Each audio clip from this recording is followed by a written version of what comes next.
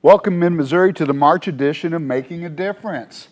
We're back. Spring's here. What a great time of the year. This is awesome. We have some great guests tonight. Right now is Diane Moxon. Diana. Diana.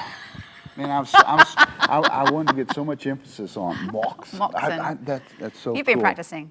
I have been. Diana is the executive director of the Columbia Art League. She's here to tell us some pretty awesome things that's coming up in June. June. What's going on? What would the Columbia Art League have to do in Columbia, Missouri in June? Well, I wish it was me going on vacation, but it isn't. It is Art in the Park, the 57th annual Art in the Park. We've been doing this since 1959. That's amazing. Mm-hmm. Not me personally. Well, hey, I didn't say anything, Diana. So since 1959, the Columbia Art League has been involved in showcasing area artisans. Local artists, and then recently, as we've grown Art in the Park, really regional and national. So we have artists that come to Art in the Park from all over the country. We have visitors from Florida, Texas, the Dakotas, California. So really artists, they tend to look at they travel through the Midwest, and they'll choose a route through the Midwest and go to different art fairs each weekend. So it's not only local, but also regional, and then also national. So it really is a big group of artists. So we have claim to national fame here. We do. Absolutely, wow. Yeah. So, in fact, last year we had an artist from Israel, so we actually had international. Get out of here. Really? Yeah. Now that's pretty impressive. Why would someone from Israel come to Columbia, Missouri to showcase their talents? Well, like the other ones, he's on a tour through the Midwest and traveling, and he's heard great things about Columbia, heard great things about the show. Wow. So he figured he'd try us out. He had a big booth last year, and he had a kind of a quiet weekend. It wasn't really selling a huge amount. His works were big and expensive. And at the end of the weekend on Sunday, he said to me, "Can you get a volunteer in quickly, because I need to get out of here really fast. I've got to go and show one of my works to somebody locally." And they bought a $9,000 painting. So he said, "I'm coming back. This is an awesome town." I love Columbia. Yeah. Good. Now, give us an idea. Give us a feel for what it's like organizing an event like Art in the Park. There's a lot of moving pieces. So there's a lot of things. I always equate it to that circus act where you've got the plates on the sticks, and you've got to keep the sticks moving and the plates swirling around, and it's kind of like that. There's a lot of things going on, and you're trying to keep all the plates aloft and nothing falling down, and you've got the people, you've got all the artists that are coming in, and they've really given up a choice of going somewhere else. They've chosen to come to Columbia for the weekend, and the same weekend as Art in the Park, there are a lot of other art festivals across the country. Just on I-70, there's one in St. Louis, there's us, there's Kansas City, there's Topeka, Kansas, there's Omaha, Nebraska, Iowa City, Minneapolis, Indianapolis. So there's a lot going on. So the fact they've chosen to come to us means I really want to give them a good time. So looking after the artists is really key. And then making sure that we get enough people to come shopping. So they're only coming to Columbia because this is how they pay their rent. This is their business and their job. So if we don't show up and buy art, they go somewhere else next year, and we don't have a festival. And so all across the country, festivals are seeing their numbers of artists decline. And so to keep a festival vibrant, to keep it moving forward and exciting and new people coming in and people wanting to come here, we as a community have to go shopping. That's really, really crucial. So the call of action here is get out. Get out. Come out and see you and all of your participants at the Art in the Park. And you don't have to come out with thousands of dollars. You can come out with $20 and buy a coffee mug or a pair of earrings. You can come out with $50 and buy a vase or a wooden bowl. I mean, there's something for every budget. So I always think people are a little bit scared to come and think, well, I don't want a painting. I haven't got thousands of dollars. And it's really not like that. There's all sorts of things. There's beautiful scarves. There's art for the garden. The variety is phenomenal. It is. It really is. And I think people don't know that. Sculpture. The variety of artwork is just amazing. And to showcase, be able to showcase all this talent in Columbia, Missouri, I think is pretty neat. You've done an outstanding job. Thank you, Mark. What are you going to do next? How do you better that? Well, that's only one thing. Of course, then we run the Columbia Art League too, and that's ongoing through the year. And so there's always things going on there. There's different shows coming up. There's classes that we do through the year. In the summer, we have a big summer camp program. So as soon as Art in the Park is done, we go right into 9 weeks of summer camp for kids. So it's kind of constantly moving. There's constantly things going on. So it's a really busy time of year. But Art in the Park, March and April and May are really, really crammed because there's designs to be done for the local logo, there's ads to be placed, there's the artists to look after, there's all the other little bits of moving pieces, golf carts, this, that, food vendors, it just volunteers. Diana, Volunteers. Whoa, Diana, wait a That's second. the That's key. why you get paid the big bucks. Right. That's why you were recruited to become the executive director, because you can do all this. Yeah. You can balance those plates. I got all those plates you can spinning. do that. You have a lot going for you, or you wouldn't be in this position. This is true. I would like to mention volunteers. If you're free that weekend, Come you'd out be and a help? great volunteer. Yes. We have around 200 volunteers that help us make art in the park happen. And you can sign up for as little as 2 hours. Or if you really want to hang out with me all weekend, you can sign up for the whole weekend and do 3 solid days. But most people don't want to hang out with me for that long. Why? You have to ask my husband. We'll ask him. So what else are you involved with besides Art in the Park, the Columbia Art League? What else keeps you busy? I mean, are there any other major projects that you have throughout the year? Well, now Art in the Park and Columbia Art League are pretty much my full-time occupation. So there's not really anything else going on outside that I keep my focus on the arts.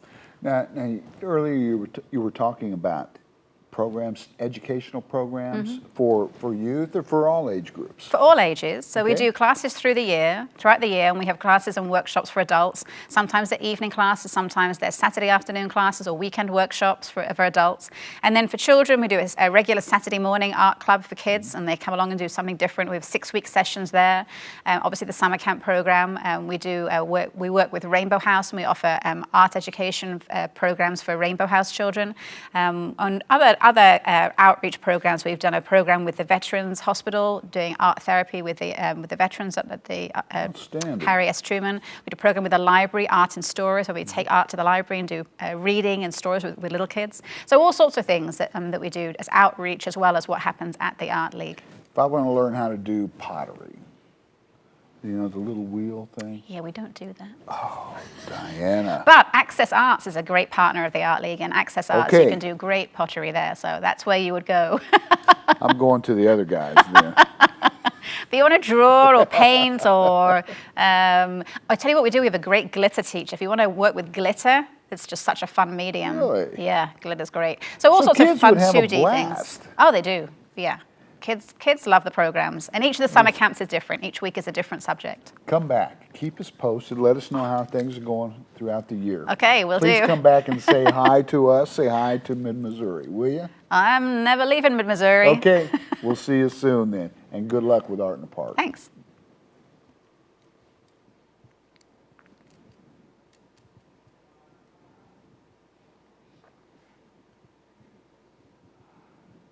Welcome back to the April edition of Making a Difference. That's a station correction. I earlier said March. I have no clue what month it is. April. My next guest is Billy Polansky. Billy is the executive director of the Columbia Center for Urban Agriculture. That's right. Man, you've got the green thumb, don't you? I try to, and just try to help other people realize that they have green thumbs too. They just give a little time. Is that tough? Is it tough to teach people how to grow stuff? Well, a lot of it comes down to if you want to. If you want to do it, you can do it. It's going to rain, the sun's going to shine, the dirt's going to be there. Something's going to grow. It's going to grow. It's going to grow. It's all about what you do to kind of Some help things it along. may be edible, some may not. That's right. It's going to grow. That's right. What do I do about my grass? So that's a different story. Now tell me, Billy, come on, give me some ideas. What can I grow in my backyard that's delicious? Right now is a really good time to plant carrots, Okay. lettuce. You could plant cabbages. It's not a lot of the summer stuff right now. I've seen it in the hardware stores. They've got tomatoes and peppers and eggplants out right now. Too early? Don't buy those Really? because you'll be buying them again. Don't buy those. What a great piece of advice. Wait until Mother's Day to plant that summer stuff. Okay. That's kind of the rule of thumb. Okay. But if you want, you can come out to our urban farm. It's in Central Columbia off College Avenue.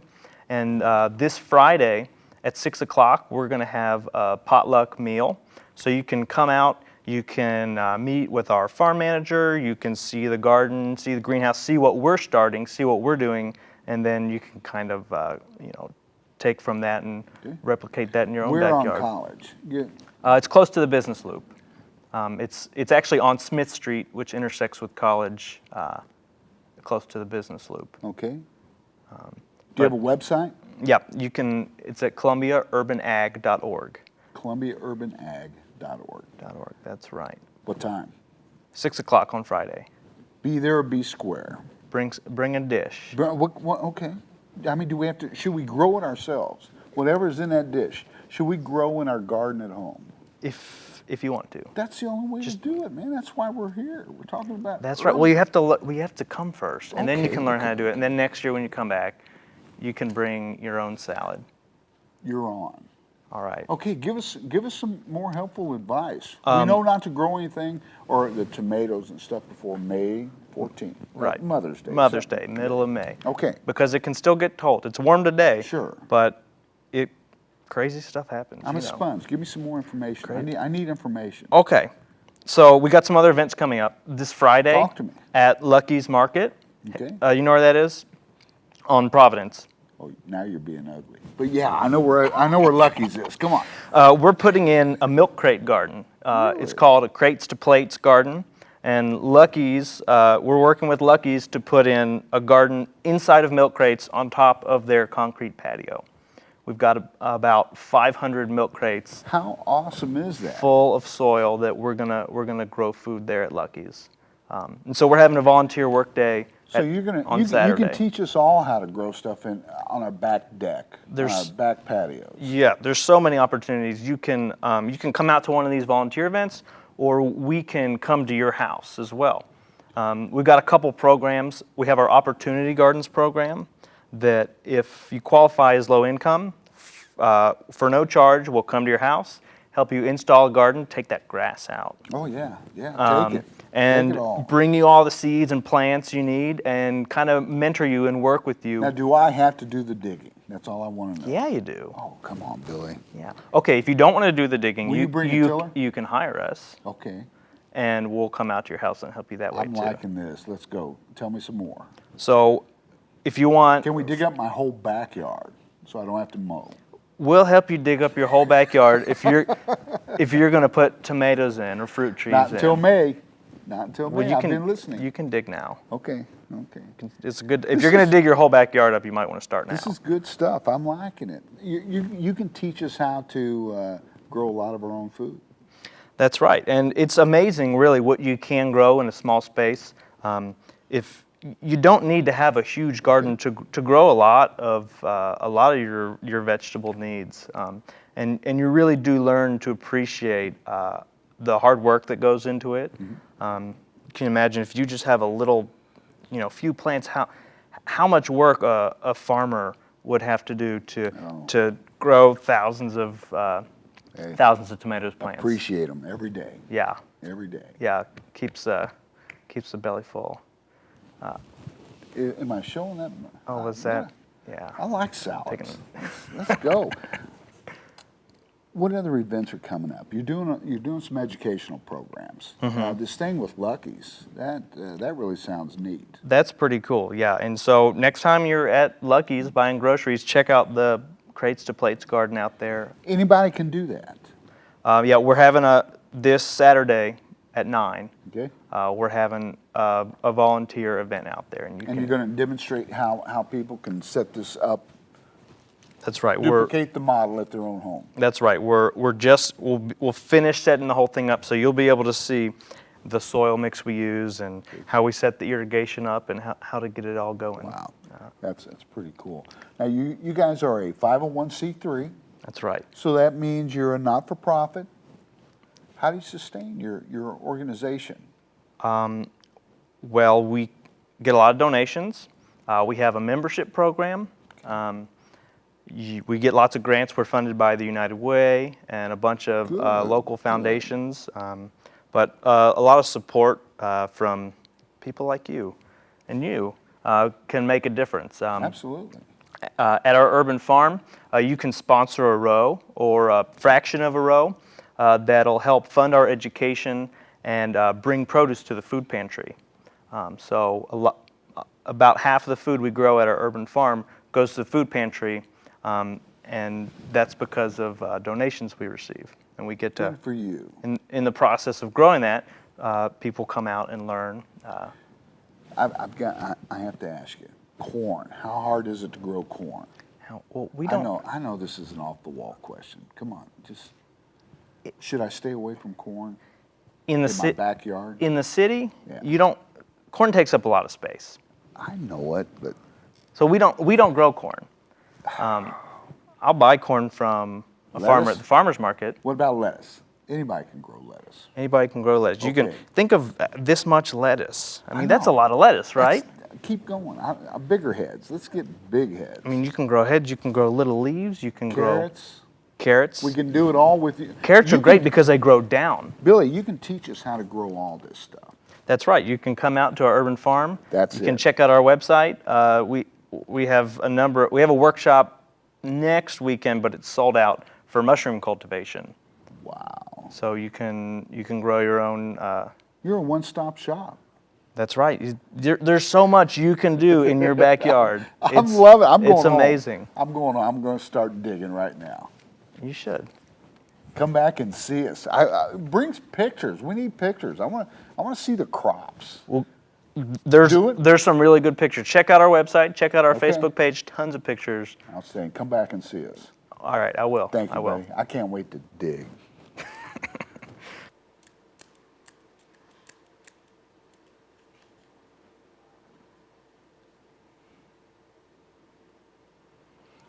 Welcome back to the third and final segment of Making a Difference.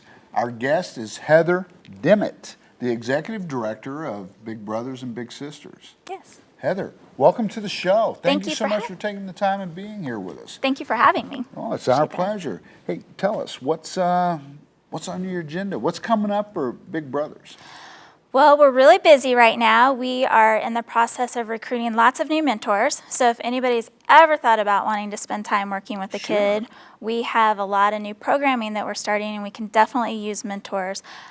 We've traditionally had our community-based program and our school-based program, but now we're also launching a site-based mentoring program in cooperation with the Columbia Housing Authority Moving Ahead program and Family Counseling Center.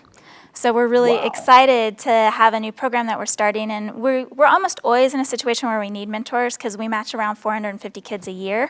But this is going to be a new area for us, so we could definitely pick up some more Interesting. mentors now too. Now, whose initiative is this? Is this your brainchild? This is coming out of a need that we're seeing with a lot of the families. The families that we work with are either single parent families, or maybe a parent's incarcerated, or the child's been in long-term foster care, or they've been referred to us. The children have been by either school personnel or another agency.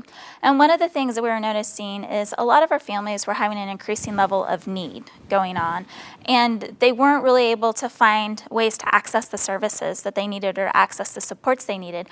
And so other social service agencies had been seeing the same thing, and Columbia Housing Authority and I and Family Counseling Center, some of us who all work with those areas, had been sitting and talking, and we came up with this idea that maybe we needed to figure out a way to work together to provide wraparound services Isn't that to the kids an we serve. amazing concept? It just amazes me that organizations come up with the idea of actually interagency cooperation. Right. Well, and it actually happens a lot more than what people sometimes think, especially in Columbia. Columbia is really good about agencies We have a working lot together. of resources here. We do, but sometimes we don't always stop and think, because there is always, everybody's trying to get money. I mean, we all need money Sure. to keep our programs going.